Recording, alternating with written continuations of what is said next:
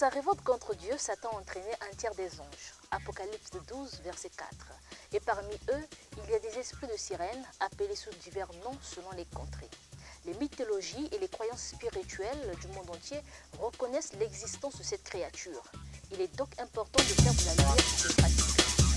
Nous recevons sur ce plateau le révérend Francis Pina pour la partie. Pasteur Francis, bonjour. Avant d'aller plus loin, commençons par le commencement. Quand on parle des esprits de sirène, à quoi fait-on allusion? Quand on parle des esprits de sirène, on fait allusion aux esprits des eaux.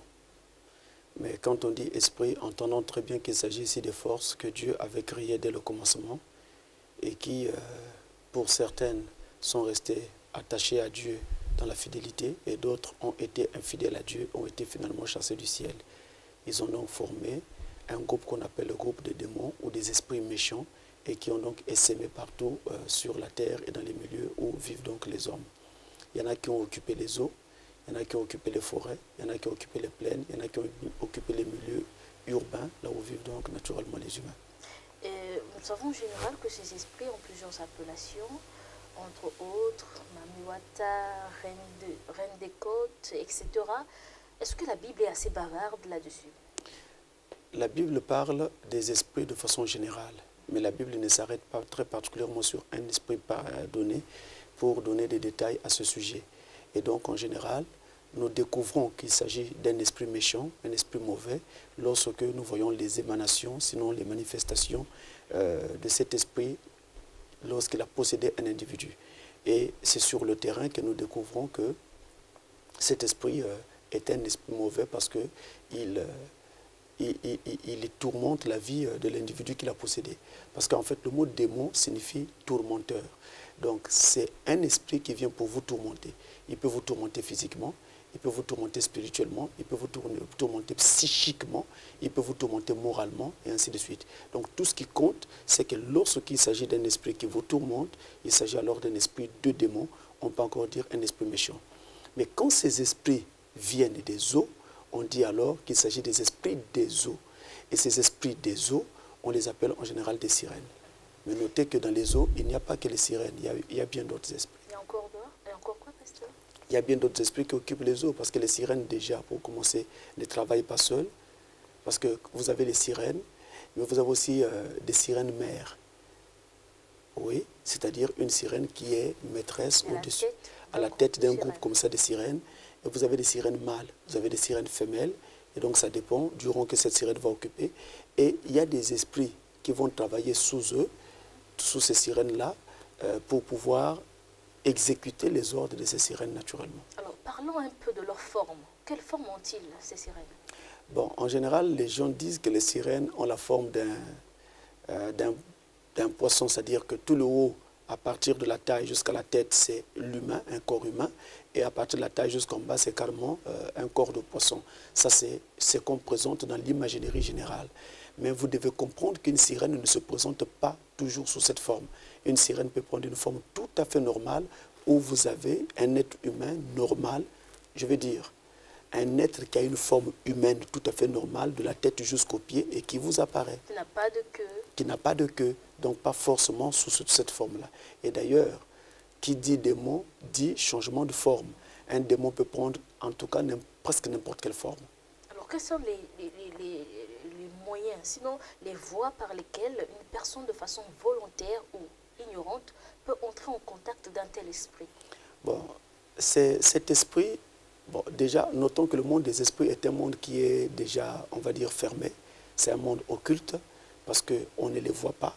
Et donc, on ne connaît pas toujours très exactement si telle manifestation est l'œuvre d'un esprit ou alors l'œuvre de quelque chose d'autre. Mais il y a des signaux qui peuvent nous le montrer par la révélation du Saint-Esprit lorsqu'il donne une vision ou un songe, et même également les manifestations elles-mêmes, lorsque vraiment elles sont très criardes, elles sont très parlantes et elles sont très révélatrices. Mais notons que quelqu'un peut être possédé de cet esprit des eaux ou esprit de sirène lorsque, par exemple, il est né d'une famille où on adorait les sources d'eau dans le passé. Donc, Il y avait comme ça, dans le passé, surtout chez nous en Afrique, où certains cours d'eau étaient considérés comme sacrés et l'esprit qui était maître dans ces eaux-là était vénéré. Donc en adorant ces cours d'eau-là, que ce soit des lacs, des lagunes, des rivières, des fleuves ou quoi, eh bien, des familles entières ont été possédées par cet esprit et cet esprit alors se transmet de génération en génération. Ça peut donc toucher une famille, ça peut toucher une région, ça peut toucher une nation tout entière. Alors lorsque ça touche une nation, cet esprit-là devient donc un esprit qui est maître de toute cette nation. Et ça, c'est un problème. C'est un problème parce que ça peut influencer la vie entière de la nation, voire même l'économie de cette nation. C'est vraiment un problème. Donc on peut être possédé de cet esprit par ce canal-là. On peut aussi être possédé par cet esprit lorsque on adore les esprits des eaux en les incantant, donc en les appelant, pour qu'ils vous accordent une faveur donnée. Ça, c'est très courant dans nos pays africains et même ici au Congo. Lorsque les femmes vont pour aller chercher des enfants, elles n'arrivent pas à concevoir, elles vont au bord de l'eau, ils font des incantations pour avoir des enfants. Cet enfant qui va naître pourra être facilement influencé par cet esprit des eaux, appelé esprit de sirène, tout comme la femme elle-même ou même leur famille. Donc, lorsqu'on adore ces esprits-là, où on les incante pour demander de l'aide, pour avoir un enfant, pour avoir de la richesse, pour avoir du travail, pour avoir ceci ou cela, ou telle faveur, eh bien, vous pouvez appeler comme ça cet esprit dans votre vie. Vous pouvez aussi être possédé de cet esprit lorsque vous avez commerce avec quelqu'un qui est lui-même déjà possédé de cet esprit. Je veux dire, quand vous avez des relations intimes, des relations sexuelles, avec une personne qui est déjà possédée de cet esprit-là. La Bible dit dans 1 Corinthiens au chapitre 6 et au verset 16, « Ne savez-vous pas que celui qui s'allie à la prostituée ne forme plus qu'un seul corps avec elle ?» Donc, du coup, vous pouvez avoir cet esprit-là par cette relation que vous avez eue avec cet homme ou cette femme qui lui-même ou elle-même était déjà possédé de cet esprit. C'est très, très, très sérieux. On peut donc avoir cet esprit-là par ce canal-là.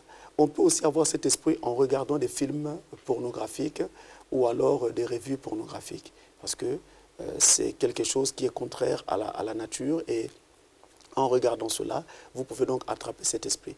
Il y a aussi des gens qui ont attrapé ces esprits parce qu'ils ont été imprudents.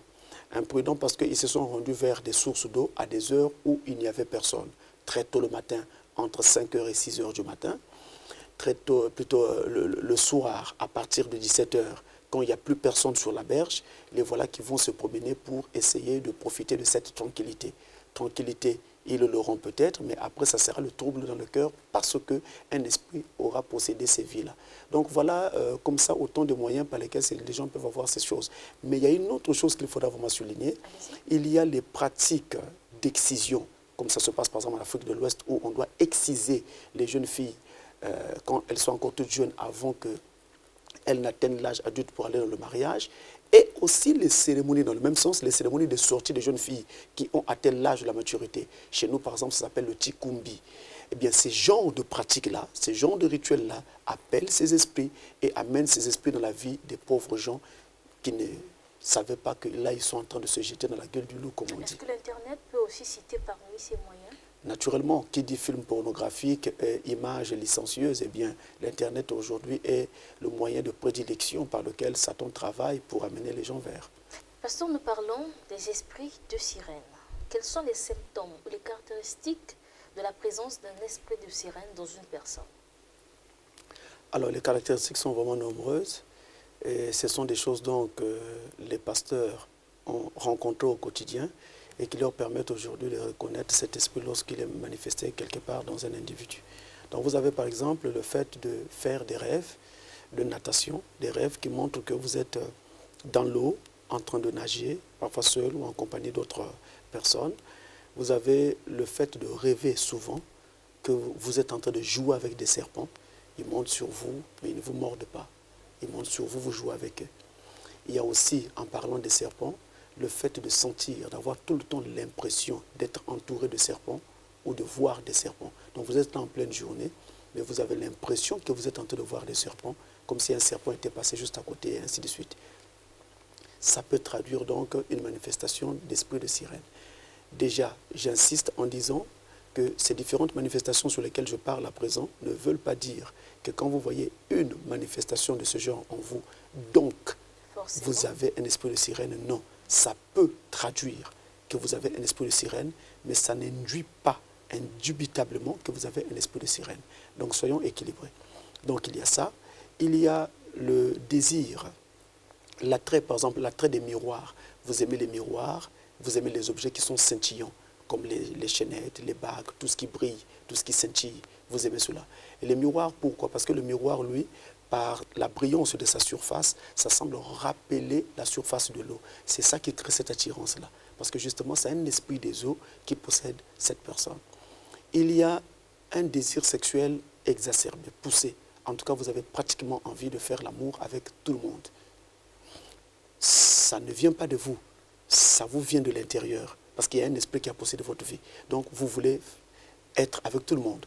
Peu importe de qui il s'agit, pourvu que la personne vous plaise, vous allez sans aucun contrôle, sans aucun frein, sans aucune réflexion, vous vivez dans cette sorte de licence-là. Il y a aussi le fait, puisqu'on parlons de sexualité, le fait par exemple de pratiquer l'homosexualité ou toute pratique sexuelle qui est contre nature. Ça peut également traduire cet esprit. Cet esprit est également manifesté dans les personnes qui ont souvent des pensées complètement perverses et impures, toujours dans le cadre de la vie sexuelle. Donc, ils entretiennent permanemment des pensées de ce genre. Ça peut traduire cet esprit-là. C'est un esprit de désordre, en fait. Maintenant, cet esprit peut également se manifester dans un individu par l'intermédiaire des choses comme le goût de l'opulence. Donc, il aime l'opulence, être très très bien habillé avec bagues, chaînettes, tout, des habits qui coûtent extrêmement cher, des choses de ce genre. Ces genres de choses peuvent traduire justement un esprit de sirène. Ça peut aussi se manifester chez une personne qui aime voir facilement la nudité d'autres personnes, la nudité d'autrui. Ce sont des gens, donc vous voyez, quand quelqu'un se lave à la douche, il cherche toujours à aller lorgner. Il n'est pas tranquille s'il ne fait pas ça, parce qu'il est conduit comme ça. Mais il ne s'agit pas seulement de voir la nudité d'autrui.